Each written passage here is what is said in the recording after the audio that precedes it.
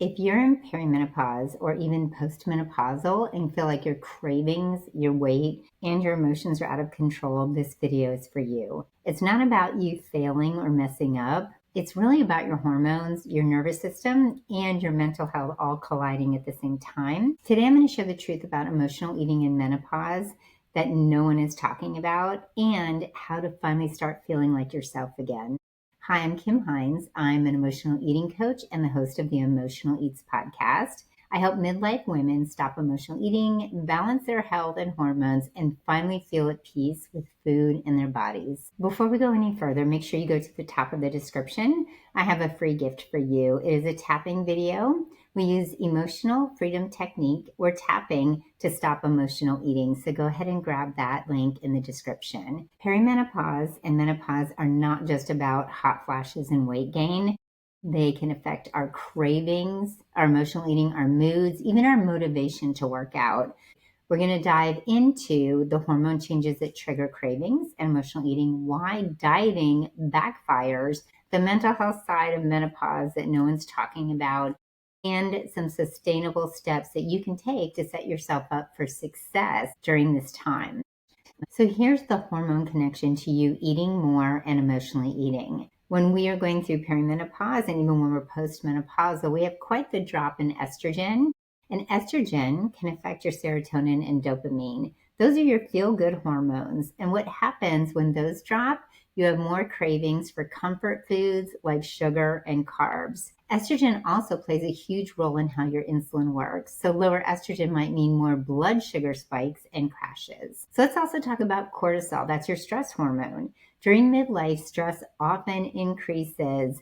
And during menopause, you feel more stressed out. You're juggling work, you have aging parents, grown kids, maybe even changes in marriage. But high cortisol, along with that drop in estrogen, can mean more belly fat storage, sugar cravings, and definitely no sleep. And stress and lack of sleep equals emotional eating on autopilot.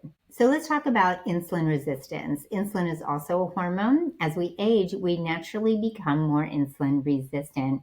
That means our bodies don't handle carbs as well. This leads to blood sugar highs and lows. The lows can trigger, I must eat now cravings. What do we reach for? Carbs and sugar, right? And when you're not truly hungry, you're going to be eating. And when we have highs, we also want to eat more. Your cravings at this stage are not a character flaw. This is not your fault. So let's talk about why dieting backfires when you're in menopause and perimenopause and you're trying to lose weight. Not eating is not the way to go. Restrictive dieting raises those cortisol levels even further, and that can worsen the weight gain and the cravings. When you cut too many calories, it lowers your energy, and midlife women already need energy, and it just is going to make you binge later. Many diets take out carbs, but your brain needs glucose, especially during hormone shifts. And the cycle is we restrict our food and starve ourselves, then we have cravings, and then we binge, and then we have guilt, and then we go right back around to the circle again, and we start with restriction again. This is why so many midlife women and my clients tell me the diets that used to work in my 30s just don't work anymore. And they're right. Your body has changed, so your strategy also has to change. So let's talk about the emotional and mental health impact. Hormone changes during perimenopause and menopause can mimic things like depression and anxiety. You can have mood swings, irritability, lack of motivation, and brain fog. Emotional eating becomes a coping mechanism for comfort or even distraction. Or again, it could be energy. I often think, why can't I just push through all of this? But this is biology and mental health. It's not your laziness. You're not unmotivated. There's a lot going on with your body. Lack of energy makes it harder to plan. We don't prep food, and we don't even feel like going for a walk, let alone working out. You are not failing. You're going through one of the most intense biological and emotional transitions of your life. And luckily, more and more people are talking about it.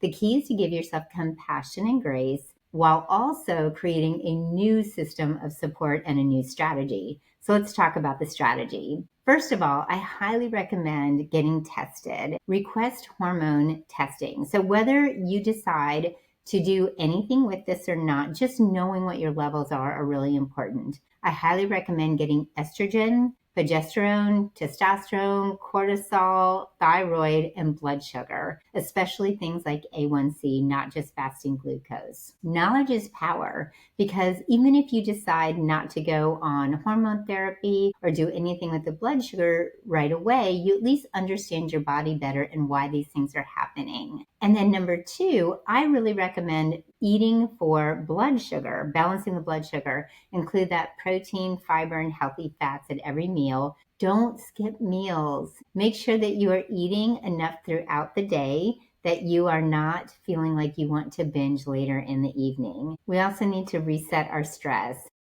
Throughout the day, we need to take 5 to 10 minutes to regulate our nervous system. And some of the ways that you can do that are deep breathing, or you can use that tapping video. Don't forget to go to the top of the description and get your free tapping video.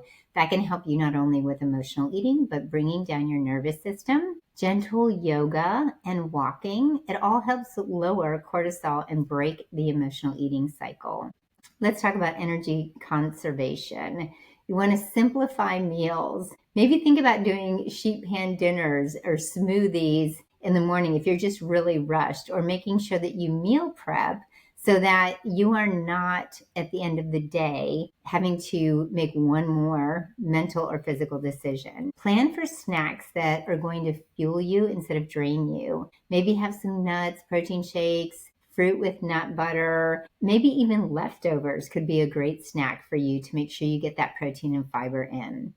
Here is one of the biggest things that we can do for our stress in midlife, especially as women. Do not overcommit. Set some boundaries. Instead of people pleasing, they know when you're really not up for it, because sometimes you need some downtime, even if it's just 5 to 10 minutes, or you need an evening off. Having very good boundaries will help you have a calmer nervous system. Emotional awareness is also really important. When cravings hit, pause and ask, is this hunger? Is this stress? Is this exhaustion? You can journal about it, or if you're not a person that journals, you can walk or call a friend before heading to the pantry, or just take a minute to breathe.